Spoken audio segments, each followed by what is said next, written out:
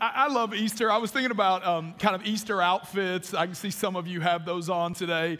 My mom loved the Easter dress-up outfit. I mean, she wanted us to look like a JCPenney ad. You know, she would drag us from store to store, dressing room to dressing room, trying to find like the perfect blend of pastels and floral prints. And my sisters and I, we hated every minute of it. I mean, we hated going to the stores. We hated the dressing rooms. We hated the outfits. We hated wearing them to church. It's kind of like a family tradition. We celebrate the resurrection of Jesus with hate-filled hearts. You know, it's just, but you'd never know looking at the pictures, because in the pictures we all look like we love it because my mom threatened to kill us if we didn't smile, right? So, some of you parents did that on the way to church today. You're like, we are going to worship Jesus or you're going to see Jesus. Your choice. You know, I know what it's like to parent like that.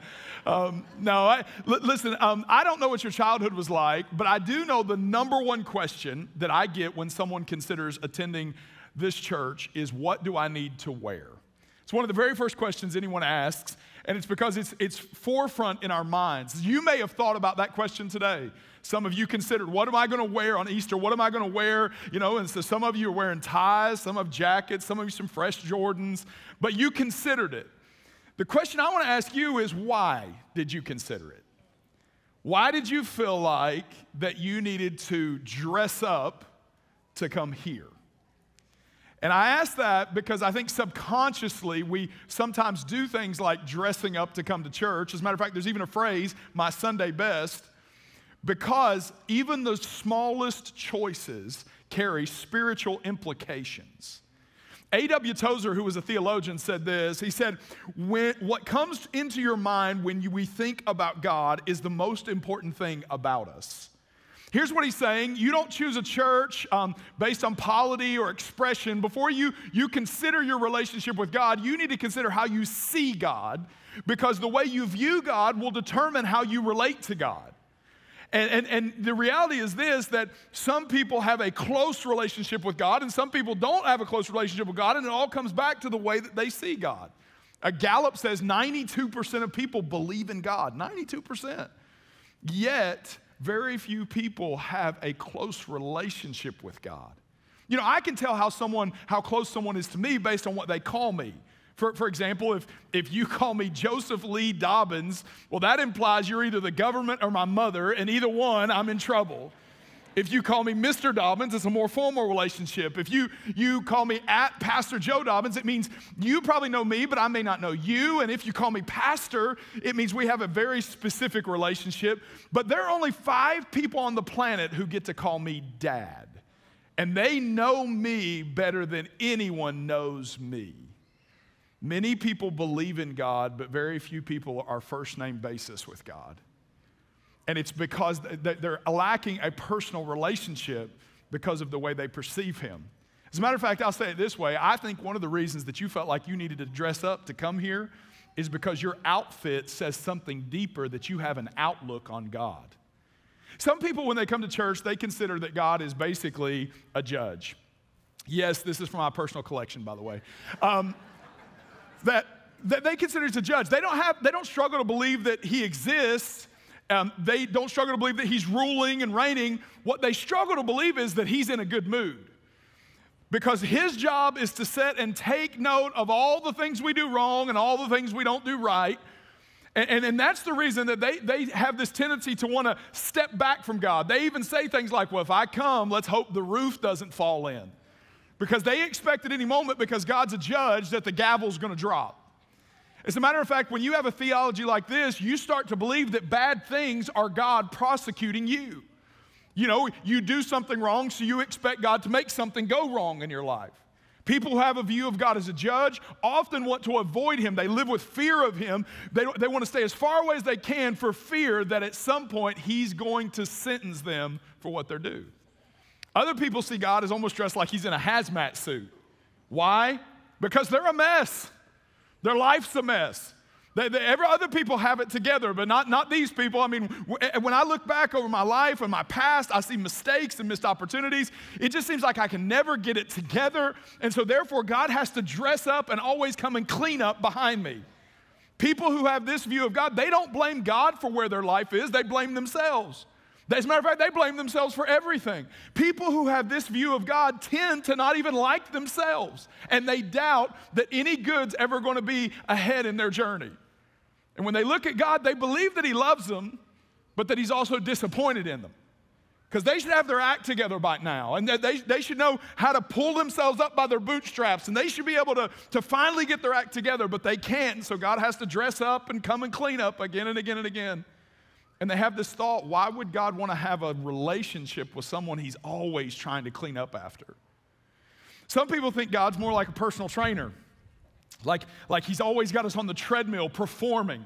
He's never satisfied, and he just wants us to continue. You got to do better. You got to do more. You got to do enough good things. You got to keep up the performance. You got to look good. You got to sound good. You got to do good. And it's just, come on.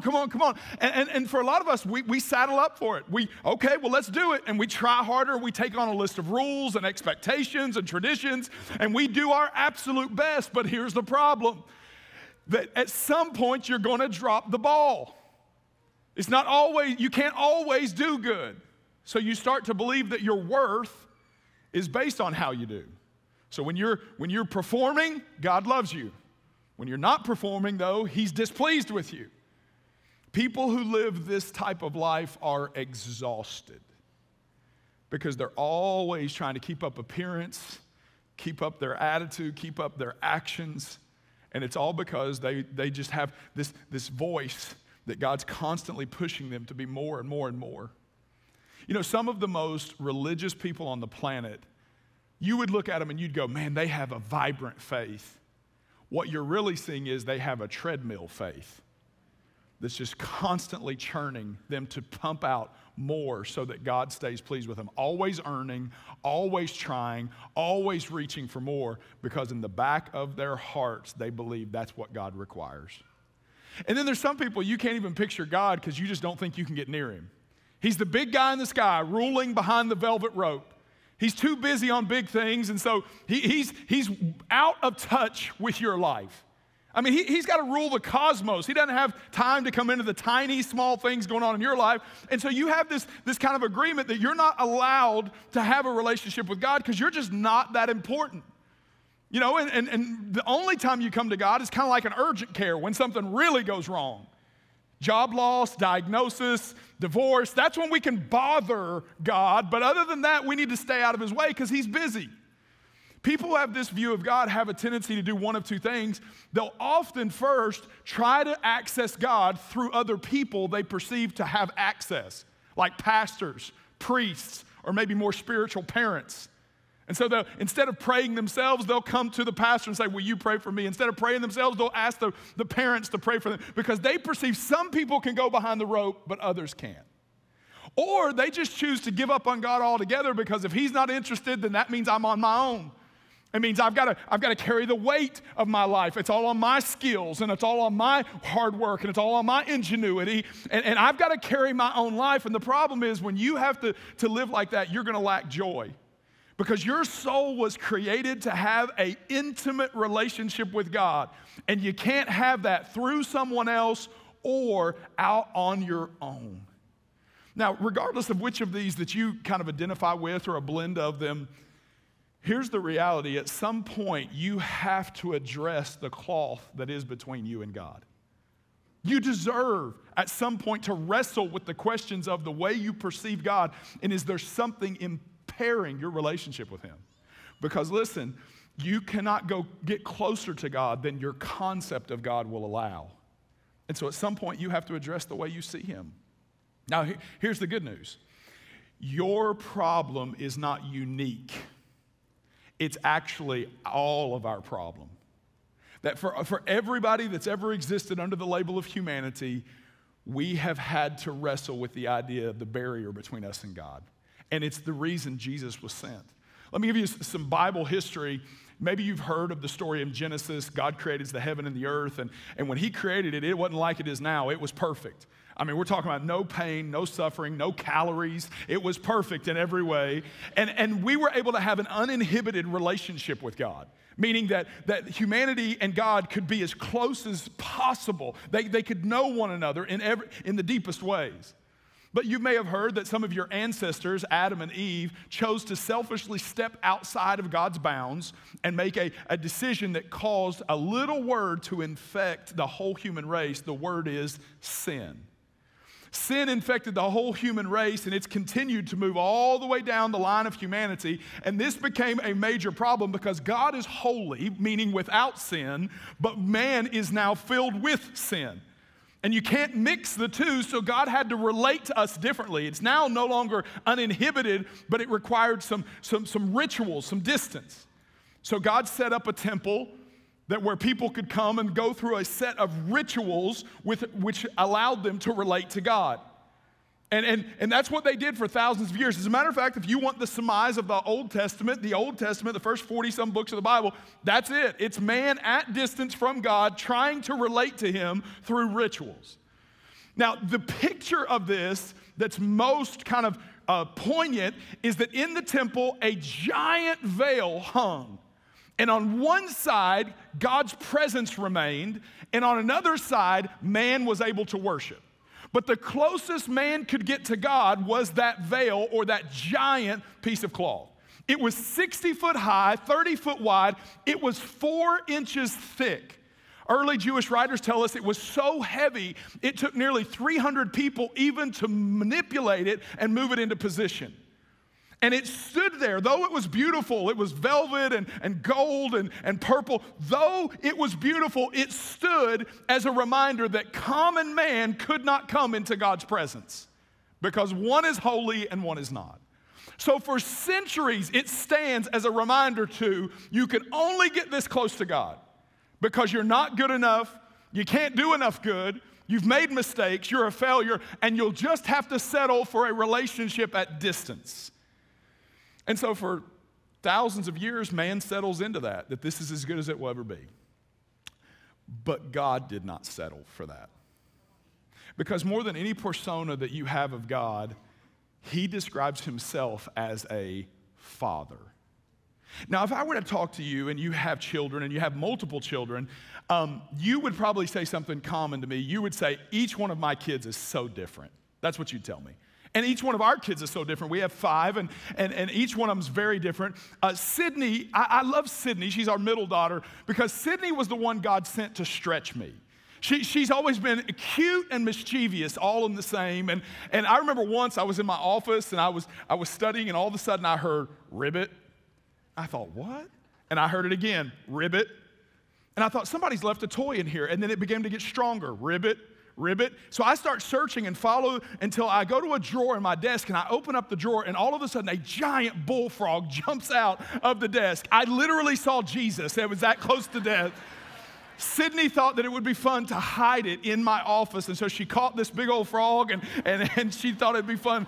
His name was Freddie. He's no longer with us, by the way. But one time Sydney was, she was in the driveway with sidewalk chalk, coming up with a work of art, and I came out and I said, hey, Sid, it's time to go, put the chalk away. Sydney's a very strong will, and her artwork wasn't done yet. So I told her again, it's time for us to go, but she wasn't done yet. So I went over and I took the chalk and I said, hey, it's time to go. I came out a few minutes later and found that she, in fact, had not stopped, but instead had exchanged the chalk for a rock and continued her piece of art on the side of my car. Now, here's what's interesting. Every time something like this occurs, Sid does the same thing. She runs to her room when she knows I've found out what she's done. She runs to her room, she jumps on the bed, and she puts a blanket over her head. So when I come in the room, there she sits with a blanket over her head. Now, what's interesting to me is nobody taught her to do this. She naturally just knows when I do something bad, I'm going to go and put this blanket over my head.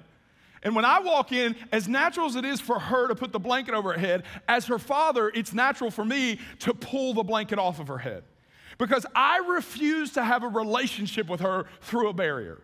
I don't walk in and go, keep that over your head for the rest of your life. I don't want to see your face anymore for what you've done. I don't care what she's done. She's my daughter, and I refuse to let a blanket dictate our relationship. That is the exact same heart that your Heavenly Father had for you. Though for thousands of years a blanket dictated our relationship, He was not settled in that, and that is the reason He sent Jesus. Jesus' cross and resurrection addressed the blanket that separated us from God. You can read about it in Mark chapter 15, verse 37. This is literally the moment Jesus is being crucified. It says, "But Jesus uttered a loud cry, breathed out His last." Now this was voluntary. He was giving up His spirit so that He could die as part of God's plan. And at the exact same moment, the veil that was in the Holy of Holies that separated man from God, the veil was torn, notice, from top to bottom. Not from bottom to top. It was not torn from man to God. It was torn from God to man. And in that moment, a centurion, not a disciple, a centurion who's actually overseeing the execution of Jesus, in that moment, a spiritual revelation hits his mind, and he looks at the person he's been, this normal common prisoner, and he goes, truly, this is the Son of God. Something about that veil being torn rippled through that moment and opened his eyes to the fact that Jesus was not the same as every other person they had ever crucified. All of a sudden, he realized Jesus is different. And Jesus is different. Though thousands of people were crucified on crosses, only one cross held by a man named Jesus changed all of eternity. It's because Jesus is the Son of God, and He was sent by God to bridge the separation between us and God. It's because Jesus lived according to God's standard. Every person here has broken God's standard. Every person in human history has broken God's standard, but not Jesus. He kept God's standard, and though He was innocent, He went to a cross and took our place. He was literally crucified, not for His sin, but for our sin. And when that happened, it sent such a shockwave spiritually that it tore the blanket separating us and God and opened a way for us to now know Him. When He said it is finished, it was an announcement for all of eternity. You now can come to God in any condition because the accounts have been settled and you can receive a relationship with Him. But listen, it's not just a general announcement. It announces specifically to every one of our hang-ups. To those who fear being judged, Jesus announces, I have stood in your place. Psalm 103 says, He has not punished us as we deserve for all of our sin. For His mercy towards those who fear and honor Him is great as the height of heaven above the earth. Justice is when you get what you deserve. Mercy is when you get what you do not deserve. There is not a person here who has gotten what they deserve, because what we deserved was death, and instead what we got was Jesus. We deserved the cross, and instead Jesus went to the cross. We deserved to pay the sentence for our sin, and instead Jesus paid that sentence. So to anyone fearing God, there's a great announcement. The trial is over. The sentence has been paid. God is not against you. He is for you, and you are able to come at Him without fear in perfect love. Listen, for those of us who feel like such a mess, Jesus is an announcement that He's not put off with you. Now, there is this thinking, this idea that God came to us in our sinful state, and that means He had to compromise who He was. That's not true. God remained completely holy when He came to us through the work of Jesus. The book of Revelation says Jesus' eyes are like that of fire, that His voice roars like many waters, that His face shines. It's a description that He is brilliantly perfect in every way, holy, unlike we can grasp holy, and yet our worst does not undo His holiness. Lamentations 3:22 says that the steadfast love of the Lord never ceases. His mercies never come to an end. They are new every morning. Here's what that means. There's never a point where God goes, I can't take any more of your mess. There's never a point where He goes, I'm out of patience with you. Every time you come with a mess up, he comes with more mercy. That your sin is not more powerful than his mercy. He's rich in mercy. He has enough mercy to cover every mess up you ever have, which means when you come to him in broken condition, when your thoughts are revealed to him, your actions, those awful, vile actions, he doesn't pull back like you'll contaminate him. He does not shrink back. He takes your life in his hands because he said, I'll never leave you and I'll never forsake you. People say never, they mean maybe never. When God says never, it means 100% never. The enemy wants you to think when you mess up that God goes back behind a veil. He does not. He picks us up and embraces us in every bit of our vile, sinful state. On your worst day, in your worst moment, he remains your best friend. He is in no way, shape, or form afraid of your contamination. Now listen, to those who you're tired of trying to keep it together, Jesus announces you can come to rest. World religion, every world religion, says there is salvation available through works. Buddhism says to cease desire ensures salvation. Hinduism says to detach from ego ensures salvation. Islam says that to do good works, enough good works, is to find salvation. Judaism says if you obey the law, you can find salvation. New Ageism says that if you gain new perspective, you can too find salvation. Here's the commonality of all of them. Salvation is available, but it only comes through one vehicle, the person you see in the mirror.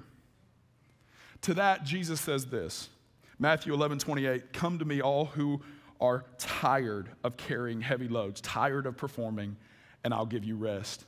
Turns out Christianity is about works too. It's just not about your works, it's about the work of Jesus.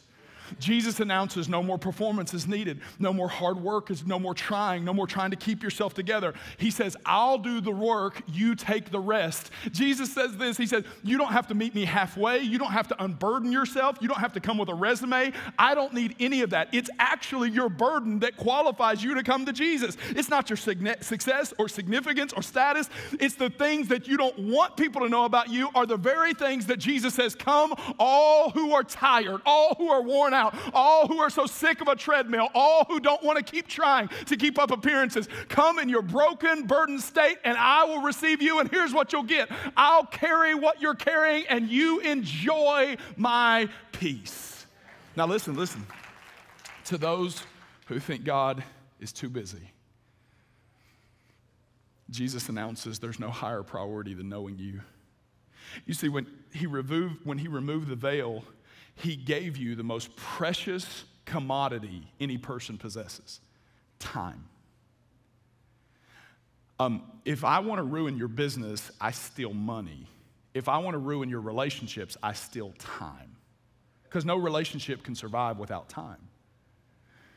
Jesus proves God's willing to give you all of his time. That at any moment, on any day, anyone can have a relationship with God. You can be with God as much as you want to be with God because he's given you all of his time. This is what Hebrews 10:20 says. For he, Jesus, has dedicated a new life-giving way for us to approach God. For just as the veil was torn in two, Jesus' body was torn open to give us, not limited, but a free and fresh access to him. It's God announcing he cares about the smallest places in your life. Pastor, are you saying God cares about that I'm behind on my mortgage? Yes. Are you saying God cares about my grades this semester? Yes. Are you saying God cares about my kids needing braces? Yep. Are you saying God cares that where I want to go on vacation? Yeah. Scripture says God's so in tune with you that he has numbered the hair on your head. And he knows the original color. Listen, the idea that he's numbered it doesn't imply he keeps a total. It implies he's assigned each a number. He knows the one that fell in the sink this morning was 7,246. I know that many of you feel invisible, but you have always been on the heart of God. And every thought he's ever had of you is good. And he has not organized all of human history for his ego. He's organized it to know you. Now, much of this we've heard in some form or fashion. You've probably heard God loves you. And we believe it in theory, but not personally.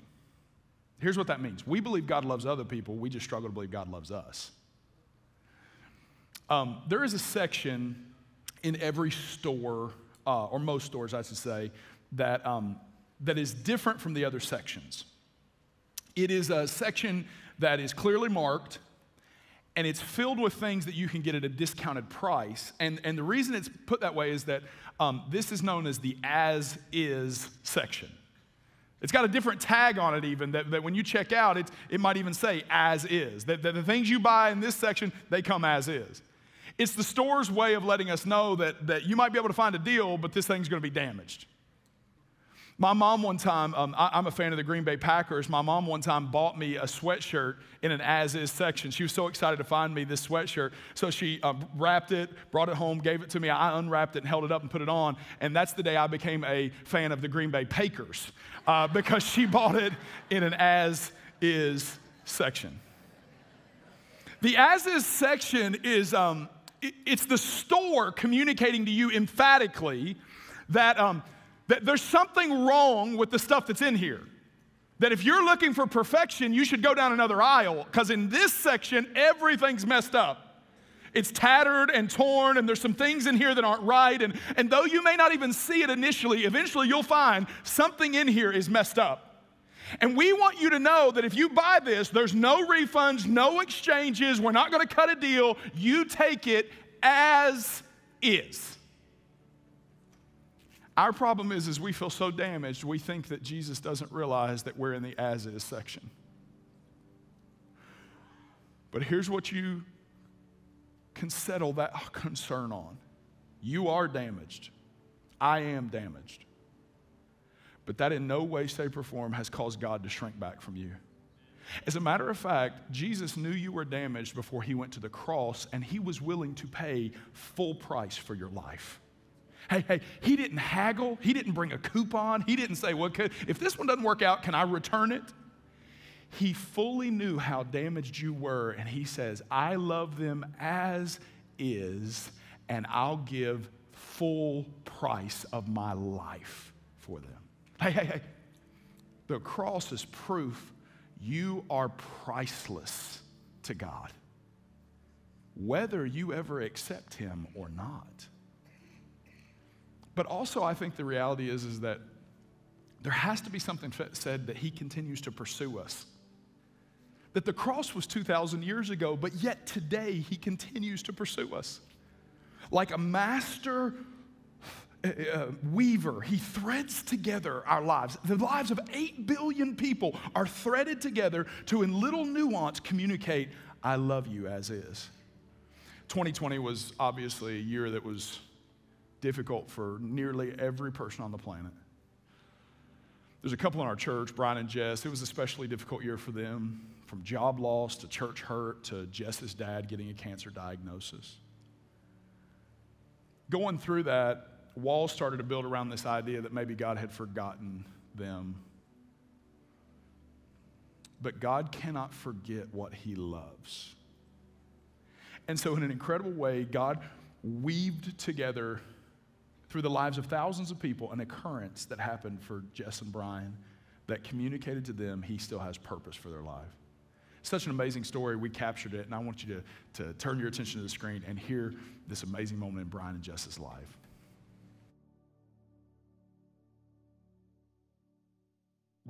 The year 2020 started the worst year of my life. I ended up losing my job.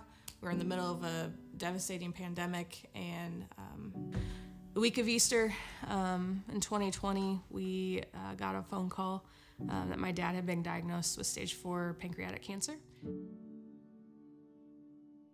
Cancer is a hard word. Yeah, he was the rock for our family. He showed up for us and really showed us what the love of a father is. To try to wrap your mind around this man that you've looked up to your whole life is gonna be gone. How do you do that in one phone call? Just navigate what on earth is this supposed to look like? Dad's gonna lose his ability to go up and down stairs. We need to get mom and dad moved quickly. This guy is dying. Yet there's joy because we know that he's not gonna be in pain anymore. We were all there, just with him at the end. I really began to wonder if I could trust God. You did this to my family. Thought you had me in a place that I was gonna be in, and that isn't working out. It's really hard to believe that he hasn't just left. Brian was really pivotal in making sure that we were gonna go to a church. I'm not even sure I want to be part of a church at this point. I kind of think I walked in feeling like I'm gonna give it a shot, but I'm gonna try to fake it till I make it. A video began to play, and it wasn't about the family in the video. It wasn't about the songs that we're gonna be sang. It was, in that moment, I began to sob because I recognized the backdrop of that video being my childhood home. The couple that had bought my parents' house was Pastor Brandon and Mallory. But my thought was, there's no way that's my house. But I know that that's my house. A flood of emotion. Everything was happening so fast. My dad was diagnosed with cancer. I ended up leaving my job. My parents moved right before my dad passed away. There were just so many things going on, and I had not processed really any of that until that Sunday morning when the video was my home. But as I was sharing with one of my coworkers about our experience, she said, you know, Jess, how kind of God for you to be sitting there and for the Lord to say, no, this is your home. Who would have thought? Knowing that there were hundreds of people sitting in the chairs that day, but God made sure I was there to see that and to know that he still had a home for me. Like, how kind of God to weave that story together in a way that I don't even think I could have written. God has worked all of those things out for good so that I know that I can trust him even when things are hard. And right now we're sitting in my childhood home filming my story to be shown on the same screen that Sunday morning I walked in and saw my home, which kind of started this whole thing and this whole process of healing, where this is where I felt my story ended. God said, no, it's not. We're gonna continue this story, and it's not over. Can you imagine the coincidence that your first Sunday you walk in and you see on the screen out of hundreds of people, you're something that means something only to you. God had to weave a home purchase, a video shoot, an invite, all for the perfect day to communicate to one person. I'm not through with you yet. I take you as is, and I can still weave a fresh work in your life. I think even this weekend, some of that's happening for you. I mean, consider what it took to get you here, and it's such a unique message. I mean, not your typical Easter message, and on top of that, the fact that your heart's even open. I mean, think about it. Let's be honest. In years past, your heart wouldn't have been open, but this last season's been so tough that you've considered maybe, just maybe, I'm open to a relationship with God. It's God weaving and weaving and weaving to show that if he can bring you to this moment to communicate his love, imagine what he could do if you would choose to follow him. So here's what I want to do. I want to finish today with a faith response to give you an opportunity to choose to begin a relationship with Jesus. You say, what does that even mean? In Christianity, it simply means this: you choose by faith to become a follower of Christ. It's kind of like this. You say, well, what is faith? Faith is just a belief that I put on every day. Think of it this way. You get up and every day, like a coat, you put on the reality, I'm in relationship with Jesus. And you wear it in your attitudes, you wear it in your thoughts, you wear it in your pursuits, because by faith, I'm in a relationship with him. That gives him an open door to begin to work in your life in incredible ways. But that decision, that faith starts with a decision. And that's what I want to bring you to today. Would you bow your heads and close your eyes? Just every person here, simply because I just want distractions to go away. I don't want you worried about the person beside you. I want you to just thinking about, God, what are you saying to me? If you're here today and you would say, Pastor Joe, this is speaking to me beyond my ears and my intellect. It's speaking to my heart. I don't even know what that fully means, but I can tell you this is hitting me more than just any speech or message I've listened to. That's God speaking to you. And so here's what I want to ask you. Are you in a relationship with Jesus? You say, well, my mom, belongs to this such and such church, or I used to be a deacon at this other place, or I used to have this title. No. That's all religion. I'm saying, are you in a relationship? Like he loves you, you love him. You know that if life were to come to an end today, you would spend eternity with him in heaven. If you can't answer that with a full yes, then you need to make a decision to choose to follow Jesus. Hey, what's going on, everybody? Hope that you enjoyed this message you just heard. For more messages and other content here at TwinRivers.Church, go ahead and hit the subscribe button and hit that bell icon as well so you can be notified every time that we upload something new to our YouTube channel. Now, while you're here, go look at past messages and other content, and we'll see you next time.